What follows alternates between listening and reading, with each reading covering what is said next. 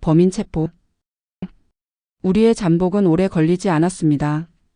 9시 2분 전 바깥에서 마차 바퀴 소리가 들리더니 현관 앞에서 딱 멈추었습니다. 1분쯤 지나자 다시 마차가 달려가는 소리가 들렸습니다. 아마 거리에 합승마차를 타고 온 모양이었습니다. 곧 현관문이 열리고 거실 쪽으로 천천히 걸어오는 발소리가 들려왔습니다. 그 발소리에 섞여 똑똑똑 하는 지팡이 소리가 들렸습니다. 이 집 주인인 의족의 엠빌레이 노인이 돌아온 것입니다. 조용히 문이 열렸습니다. 그와 동시에 홈즈의 회중 전등이 엠빌레이 노인의 주름투성이 얼굴을 환히 비쳤습니다. 나는 재빨리 성냥을 그어 램프에 불을 붙였습니다. 아니, 노인은 낮은 소리로 외치며 그 자리에 우뚝 섰으나 방 안에 있는 사람이 홈즈와 나라는 것을 알자 안심한 듯한 표정을 지었습니다. 난 또 누구라고? 홈즈 씨와 와트슨 선생이었어? 이렇게 밤늦게 찾아오시리라고는 꿈에도 생각지 못했습니다. 미리 통지를 하셨으면 역까지 마중을 나갔을 텐데. 엠빌레이 씨, 나는 당신에게서 한시바삐 이곳으로 와서 조사해 달라는 부탁을 받았기 때문에 이렇게 불이 나게 찾아온 것입니다. 참 잘 오셨소. 그런데 당신들은 대체 어디로 해서 이 집안에 들어왔습니까? 현관문은 잠겨 있었을 텐데. 하며 노인은 방 안을 둘러보았습니다. 아니, 금고실 문이 열려 있군요. 누가 열었소? 조사할 필요가 있어서 내가 열었소. 엠빌레이 씨, 당신은 지금 어디에 갔다 오는 길이죠? 잠깐 볼 일이 있어 거리에 나갔다 왔소. 그건 거짓말이요. 당신은 하워드 목사의 전보를 받고 서둘러 콜체스터시까지 갔다 오는 길이지요. 하워드 목사? 그런 이름은 들은 적도 없습니다만. 시치미를 떼도 소용없소. 당신은 머리가 좋은 사람이라 벌써 눈치챘겠지만 그 전보는 당신을 깨어내려고 내가 친 거요. 알겠소?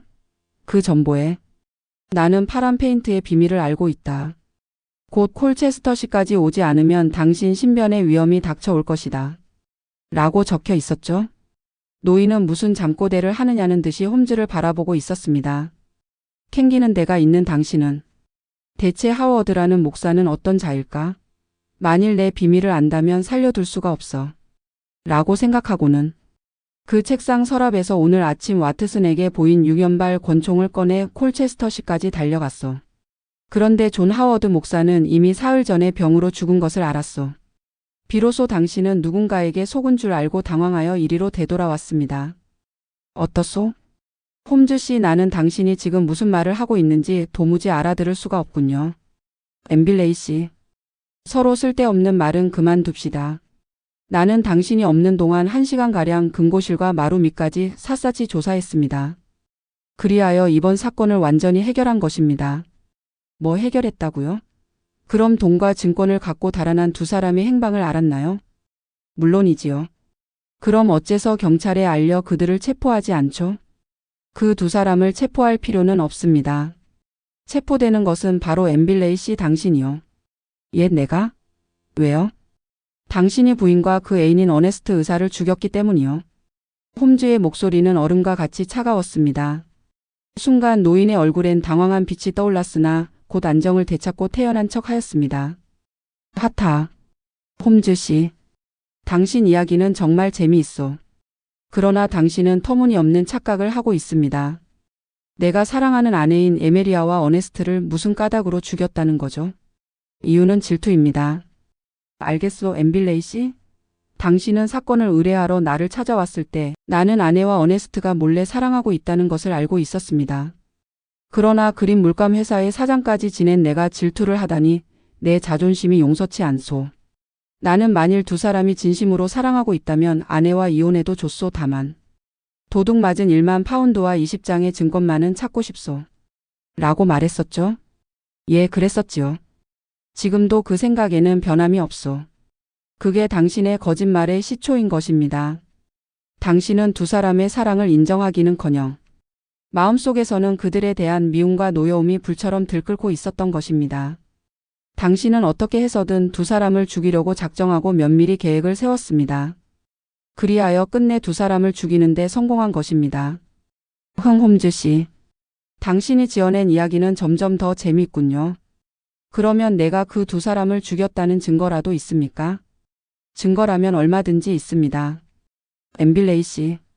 나는 쓸데없는 이야기는 하고 싶지 않지만 어떤 사람에게 들려주기 위해 당신의 범행 경위를 아주 간단히 설명해보죠. 좋습니까? 당신은 7월 1일 저녁 때 리시엄 극장에 연극을 보러 간다고 말하며 혼자 이 저택을 나갔죠. 그렇소.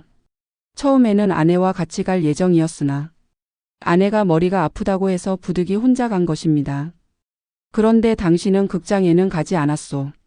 가는 체하고 실은 이 저택의 떡갈나무 숲속에 숨어 있었죠.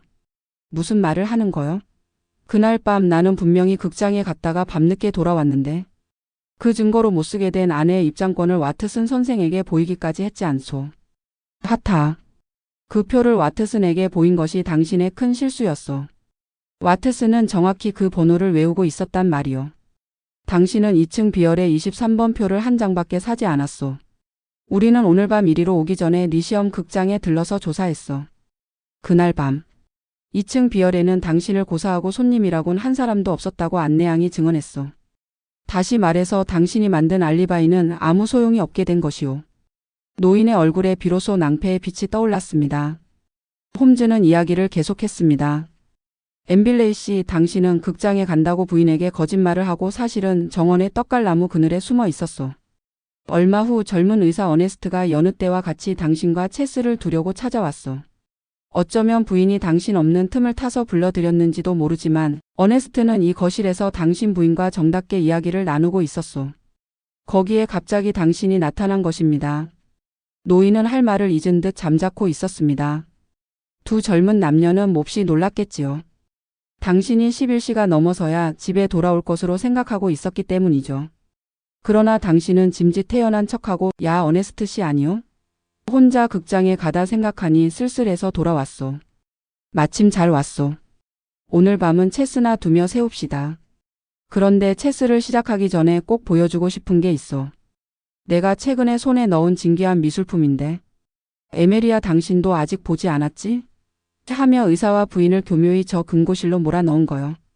홈즈는 차근차근 설명해 나갔습니다. 두 사람은 아무 의심도 없이 금고실 안으로 들어갔지요. 그 순간 당신은 날쌔게 금고실에서 뛰쳐나와 문을 닫고 밖에서 자물쇠를 채워버렸어. 금고실의 문은 밖에서 자물쇠를 채우면 안에서는 절대로 열지 못하게 되어 있어. 의사와 부인이 아무리 울부짖어봐야 그 소리는 밖으로 새어나오지 않지요. 당신은 금고실의 뒤로 돌아가서 벽에 댄 널빤지를 벗기고 그 안에 있는 가스 스위치를 틀었어. 자, 어떻게 되었을까요?